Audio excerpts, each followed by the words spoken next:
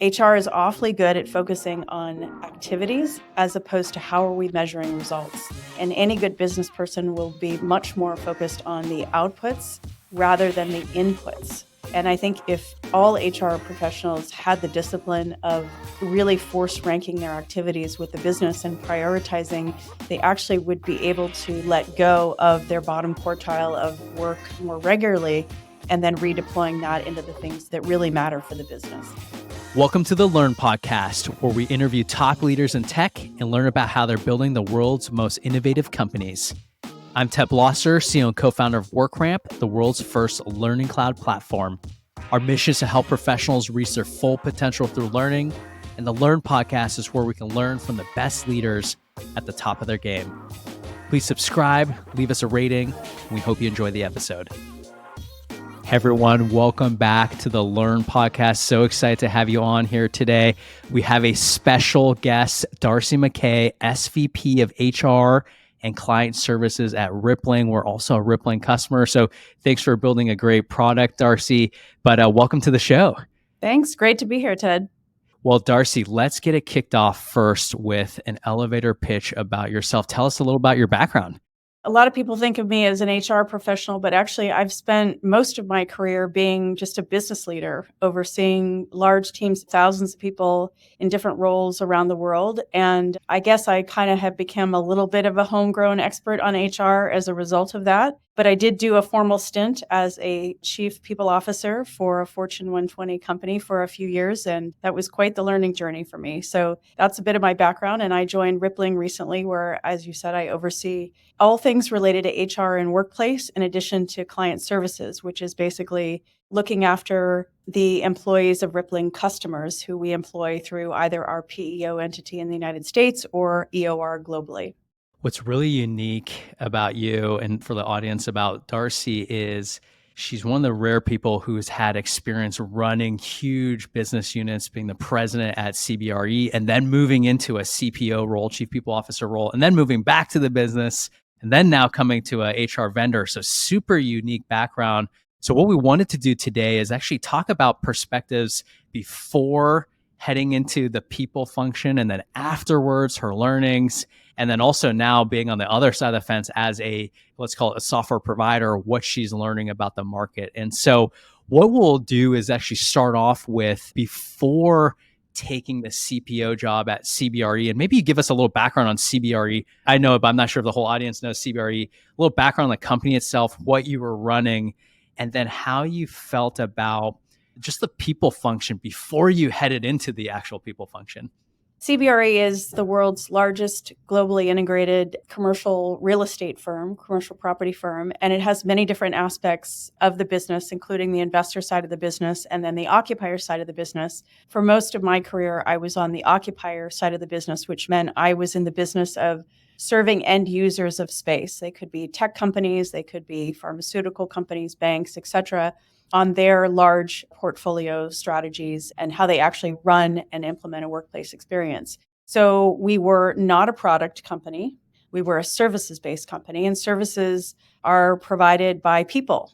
They have underlying technology for sure, but we used to say that our assets went home in the elevator every night. And I would say being in a product company now, that's really no different because you need only so much code can write itself. Generally, you need really smart people to think about what we want to do from a product standpoint and then actually develop the code, test the product, et cetera. So that's what I was doing at CBRE before I became a chief people officer.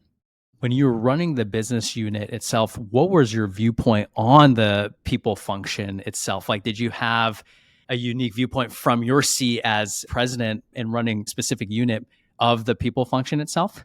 Yeah, so I oversaw in each of my roles, I was managing typically somewhere between 5,000 and maybe 9,000 people globally.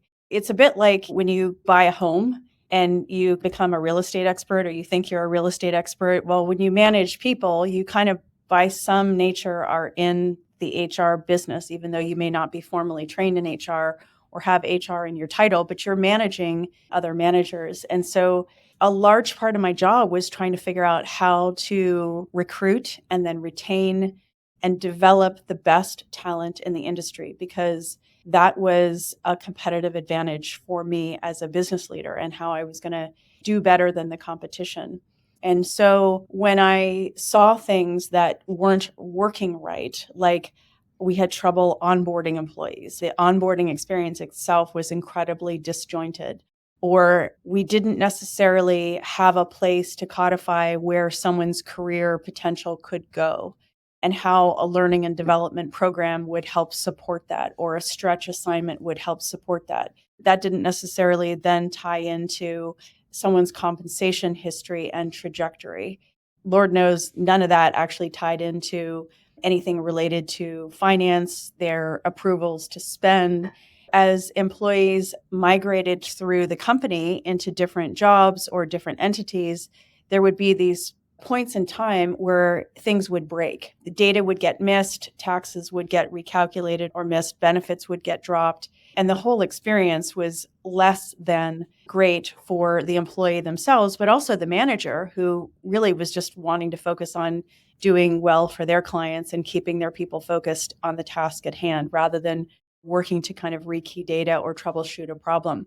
So while HR was a really important part of my leadership team, and I always had my HR business partner kind of side by side with me as I did finance, most of the time they were chasing problems, or they were chasing solutions to problems, or diagnosing the problems and trying to fix them, whether they were payroll related or some other data in the system, or calculating DEI, or we were running compensation cycles on spreadsheets, which I'm sure is probably familiar to a lot of your listeners, as opposed to doing some of the higher value work that I think HR really should be doing, and frankly, most HR professionals want to be doing. So helping me understand the trends in what's going on in my workforce, how engaged people are, how is my turnover going, particularly with regard to both voluntary and involuntary turnover. What about workforce planning? Where am I going to find the next 500 hires, particularly in markets where the best technical talent is still really hard to get?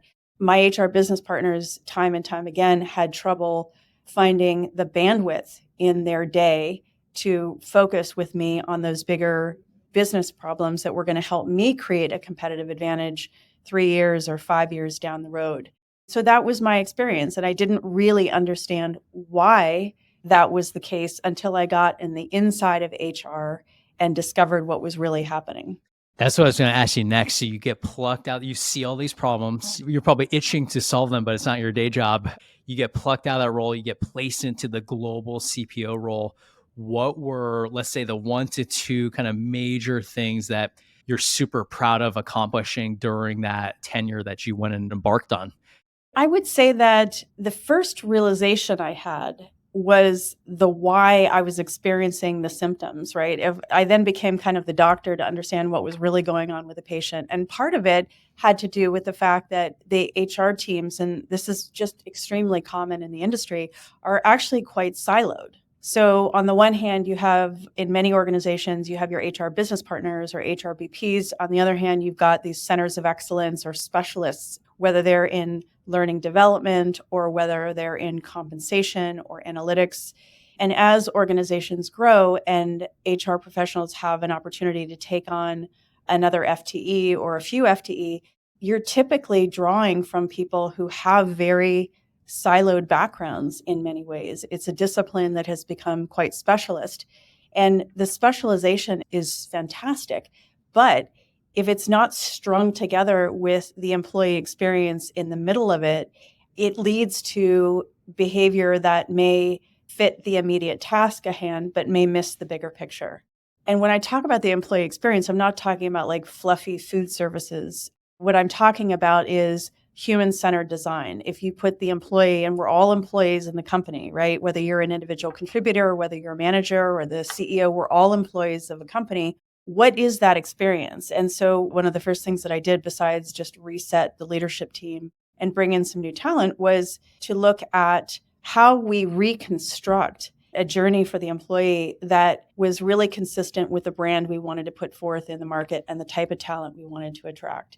So how are we reaching out into the market around our talent brand? What was the experience of a potential employee with our brand through the sourcing process and through the recruiting process? What was their onboarding experience like? And then once they got into the organization, what was their experience of us as a company? Was it joined up? Did we catalog where their hopes and dreams were going to go, where their aspirations were to move from one role in the company to another? That's the promise of any high growth company, right? Is being able to say to an employee, not only are you going to be able to do awesome work at you're developing the next product or whatever it is, but we also have other career opportunities for you as you want to evolve. We put together that journey that linked to learning and development and compensation and really the full picture of the employee lifecycle.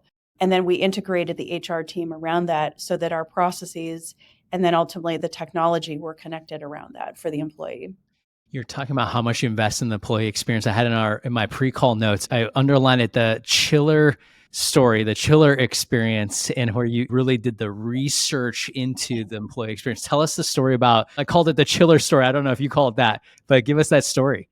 I'm a pretty hands-on learner. I think one of the most interesting questions I ask people is like, what do you do? Different people have titles, but when you get into companies, it's not often clear like what people do. And I remember sitting down to get to know my recruiting team, and they were based in the US recruiting team. In this case, they were based in Dallas, and you always get pressure to add more headcount. And so I wanted to understand like, what are these people actually doing? Like, show me how you source, show me how you recruit, like take me through the pain points of your day.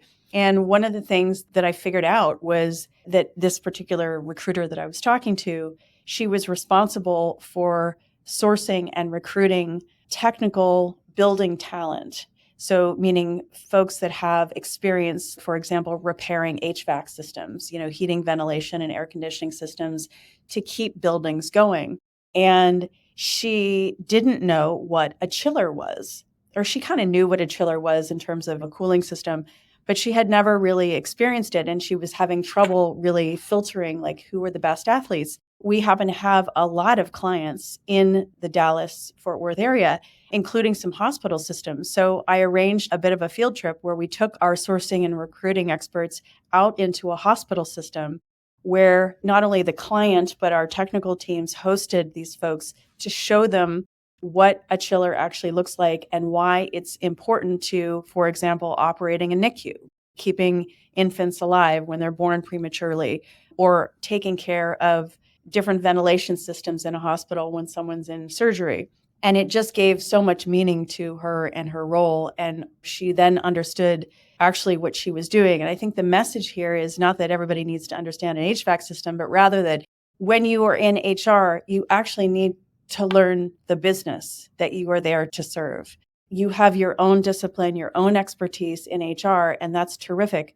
But if you don't know your business and you don't know your end customers, you're not going to be working at your full potential. Hey everyone, we're in the middle of a conversation with Darcy Mackay, SVP at Rippling. In this conversation, one of the topics we talk about is the concept of inputs and outputs into L&D organizations. She really mentions about focusing on the outputs of L&D orgs. And if you want to focus on the outputs of your org, you should definitely check out WorkRamp.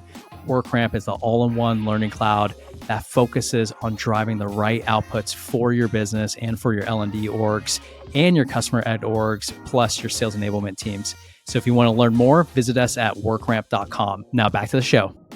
I've been reading the Elon Musk book by Walter Isaacson, and there's this problem with their Tesla solar roofs. And what they realized was that the people designing the tiles were not installing the tiles. So they had this big disconnect.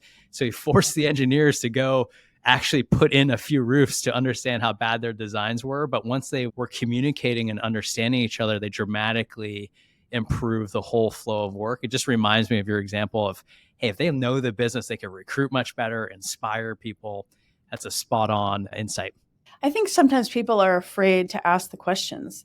And I think that's just silly. I mean, if you don't know something, I think one of the most powerful and mature things you can do is just go out and ask the questions. The fact is that HR, along with a lot of the G&A functions, are incredibly hard pressed to justify additional hires. I don't know a single HR organization or finance or legal for that matter that's not asking for additional talent. And so I think we need to have the discipline of really unpacking what it is that we're doing and where we need to keep, start, or stop doing things. And HR is awfully good at focusing on activities as opposed to how are we measuring results. And any good business person will be much more focused on the outputs rather than the inputs. And I think if all HR professionals had the discipline of really force ranking their activities with the business and prioritizing, they actually would be able to let go of their bottom quartile of work more regularly and then redeploying that into the things that really matter for the business. That's spot on. Even in the learning world where we're from, we see almost too many programs. I think it's not hard to get the inputs in there. Like you could always scramble and do more programs, but the outputs, you're spot on, where it's like we're not focusing enough on the end of the funnel, mostly on the inputs, right? Because they feel good. They're like empty calories. You're doing a lot of work.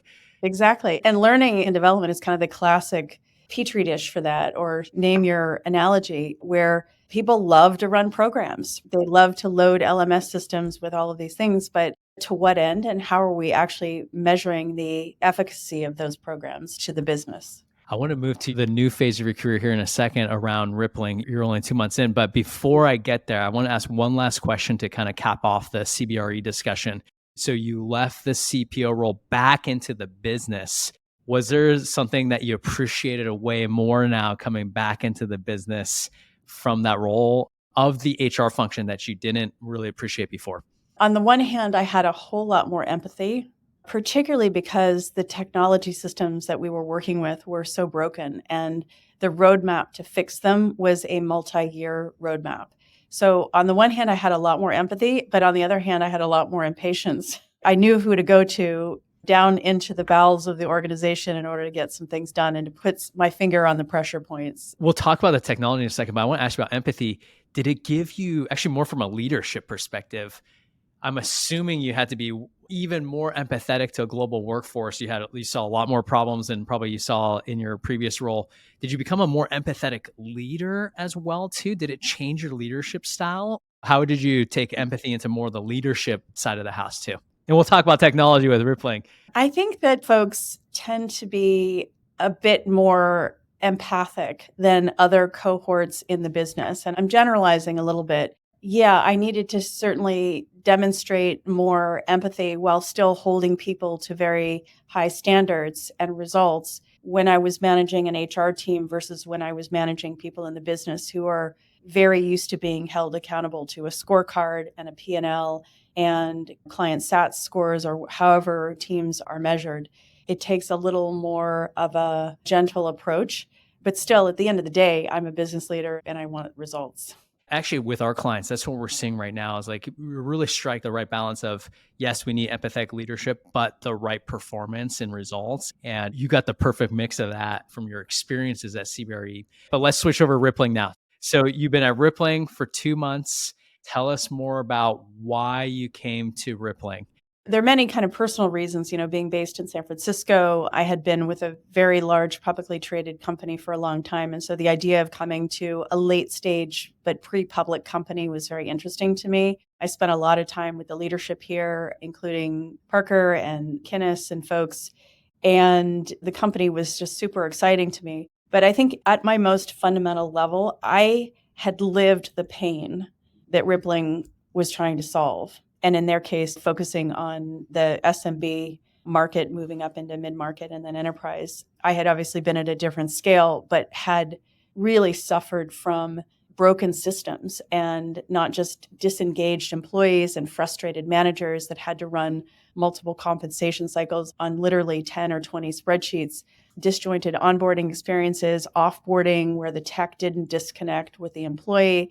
And so I was really interested in this idea about how technology could help solve a lot of these problems and prevent problems before they even occur. And also because kind of going back to this premise that HR teams are so pressed to do more with less, the idea that if you get the underpinning of your employee record right, and you get the technology right, you can actually grow your capacity to serve as an HR team or as a finance team more efficiently with that technology than you otherwise would. So going back to kind of my beginning journey here, I could have taken at least a third of my team and freed their bandwidth completely to work on the kind of strategic planning and workforce development and planning work that I needed to grow my business instead of chasing down all these problems with running global payroll, for example. That's why I joined Rippling, essentially. Let's actually wrap the content portion, but then go into the learn rapid fire round. This is the round where I'll just ask a few questions. We'll love 1 or 2 line answers just to get to know you a little bit better. First question I'll ask is, what is one of your favorite kind of blogs, books, news sources you're learning from on a day-to-day basis? I go back to, I have a couple of standards that are really fundamental for me. One is just Jim Collins' Good to Great. Just get the right people in the right seats on the bus. And that is so fundamental to making things work. The other one that I love to lean on is Greg McKeown's Essentialism, which is the disciplined pursuit of less. And it really talks me through the rigor of what must get done versus like, what are all the millions of things on my plate that could be done. Essentialism, I'll have to put it on my list, but Good to Great. I love Jim Collins. I haven't reread that in a while now, but great book. Let me ask you about HR predictions over the next 5 years. Do you have one major prediction on the, let's call it HR tech side of the house over the next 5 years? I think that we're going to continue to see a very strong interest in these compound type functionality and systems, as opposed to the focus that has been on these really deep point solutions that have created deep silos and do not connect with one another. Well, that's exactly what you're making a difference on, and you made our lives easier. So thank you, because you're right. It's so hard to have the teams to support these over time. So the more you can consolidate, the better. Last question I'll ask you. This is a career question. You've had an amazing career and you have so much more left as well. What's one piece of advice that you would give to the audience in terms of their careers, especially if they're looking at people functions? I would say that I fall back on one of my classics, which is like, what got you here personally in your career is not what's going to get you where you want to be. Don't be afraid to think deeply about what you need to give up and get some great people around you that will give you candid feedback so that you can progress where you want to go. That's a great answer. Well, Darcy, thanks so much for spending time with us today on the Learn Podcast. This is a great conversation. You have such a unique background running a huge function at one of the best companies in the world. So thank you for spending the time with us today. Thanks, Ted. It was a pleasure to be here. Thanks for listening to the Learn Podcast. If you're a fan of the podcast, do us 2 favors. One is subscribe to it so you can get the latest update for our most recent episodes. And 2, write a short review of the podcast. This helps us get discovered in the broader podcast community. Thanks again.